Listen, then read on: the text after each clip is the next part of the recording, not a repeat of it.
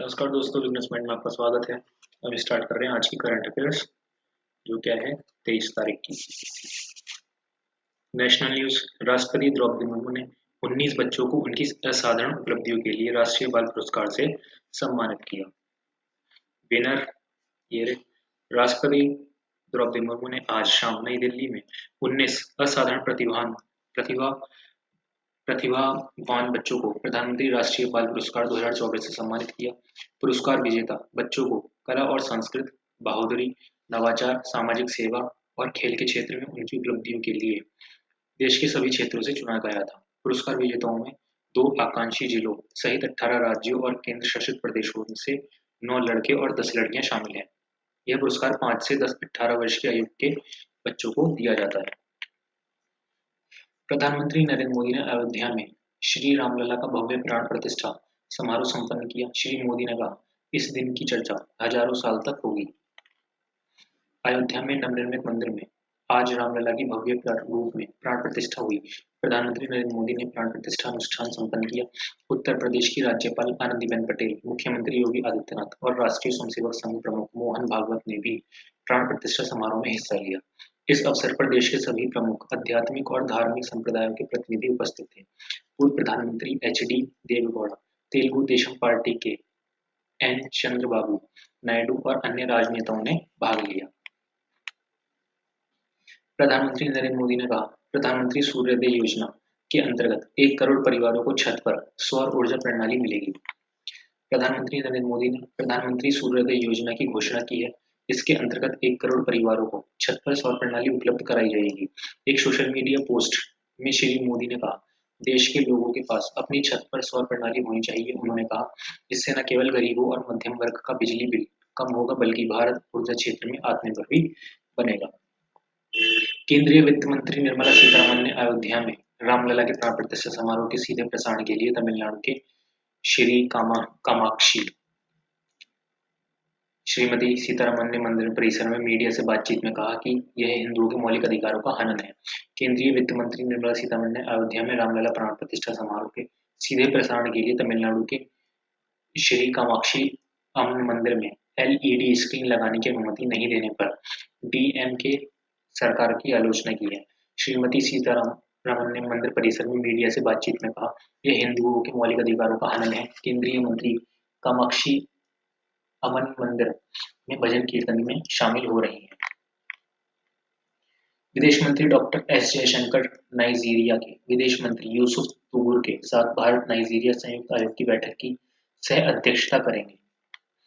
विदेश मंत्री doctor S Jaishankar आज नाइजीरिया के विदेश मंत्री यूसुफ तुगुर के साथ भारत नाइजीरिया संयुक्त आयोग की बैठक की सह अध्यक्षता करेंगे। डॉक्टर जयशंकर कल नाइजीरिया के लागोस पहुंचे। उन्होंने पश्चिम अफ्रीका में नियुक्त भारतीय राजदूतों के साथ बैठक की। विदेश मंत्री ने इस क्षेत्र में भागीदारी मजबूत करने के उपायों पर विचार विमर्श किया है।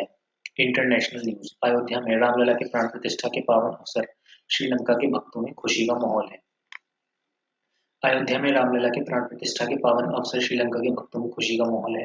भारतीय समुदाय द्वारा विभिन्न स्थानों पर विशेष पूजा और समारोह का आयोजन किया गया।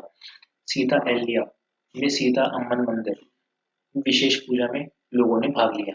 गौरतलब है कि राम मंदिर निर्माण में शामिल करने के लिए सीता एलिया का एक पत्थर अयोध्या भेजा गया था। रामबोधा में भक्त हनुमान मंदिर सहित अन्य मंदिरों में उत्सव मनाया गया और उसके बाद शोभा यात्रा निकाली गई।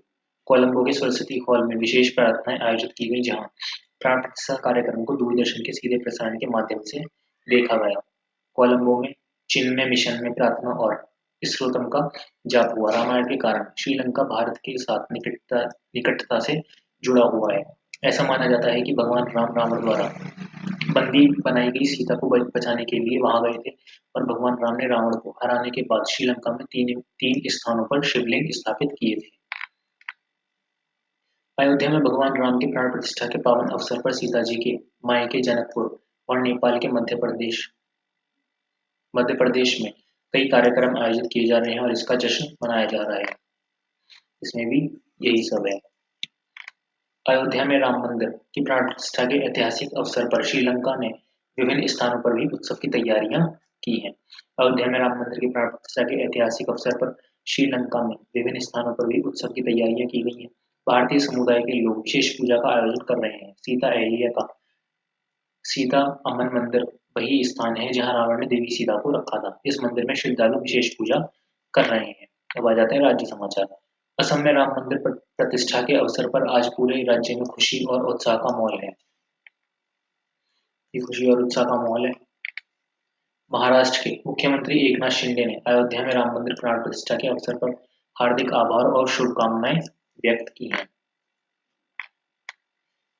केंद्र केंद्र शासित प्रदेश लद्दाख के कारगिल में आज AN-32 कुरियर सेवा की शुरुआत हुई।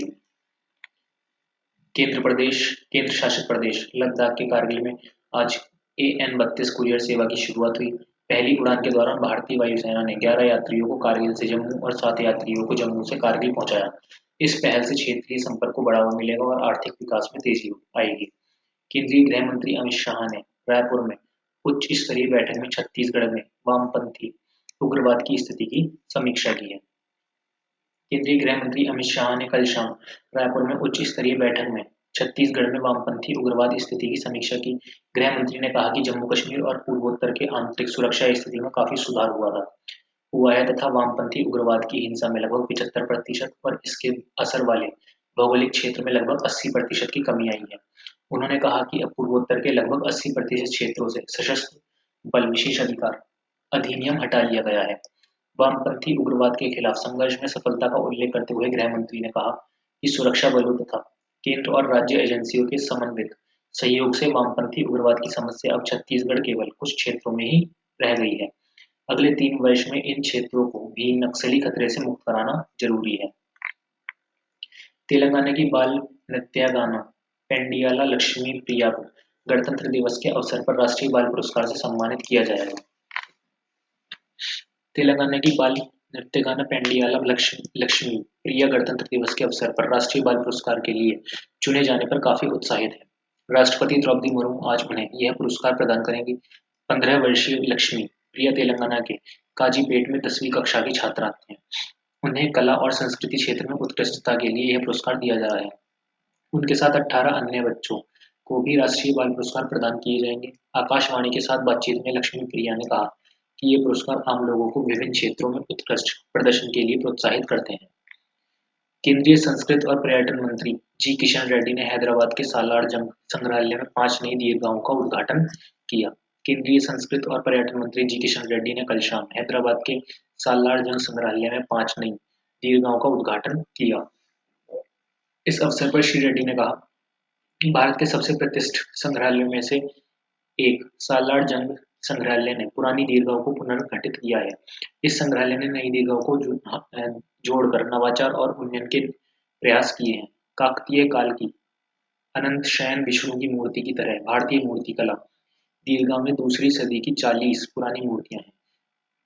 बिद्री कला दीर्घा में 300 अनोखी वस्तुएं हैं। यूरोपीय कला कांस्य दीर्घा में 100 से अधिक कांस्य मूर्तियां हैं और संगमरमर दीर्घा में 50 संगमरमर की मूर्तियां रखी गई हैं। अब आ जाते हैं हम खेल समाचार पर। भारत के मान सिंह ने हांगकांग में एशियाई मैराथन चैंपियनशिप में स्वर्ण पदक जीत लिया है। भारत के मान सिंह ने आज हांगकांग में एशियाई मैराथन चैंपियनशिप 2024 में 2 घंटे 14 मिनट और 19 सेकंड के व्यक्तिगत सर्वश्रेष्ठ समय के साथ स्वर्ण पदक जीत लिया। 34 वर्षीय भारतीय मैराथन धावक ने चीन के हुआंग योंगझेंग को 65 सेकंड के अंतर से हरा दिया। किर्गिस्तान के तियापाकिन एलिया 2 घंटे 18 मिनट 18 सेकंड के साथ तीसरे स्थान पर रहे। इससे पहले मान सिंह ने मुंबई मैराथन 2023 में व्यक्तिगत सर्वश्रेष्ठ 2 घंटे 16 मिनट 58 सेकंड का समय लिया था। भारत की पुरुष हॉकी टीम आज से दक्षिण अफ्रीका का दौरा करेगी। रोहन बोपन्ना और ऑस्ट्रेलिया के उनके जोड़ीदार Matthew Ebden Australian open tennis tournament के क्वार्टर फाइनल में पहुंच गए हैं। और इसी के साथ हो जाते हैं करंट अफेयर का एंड। अब मिलेंगे कल।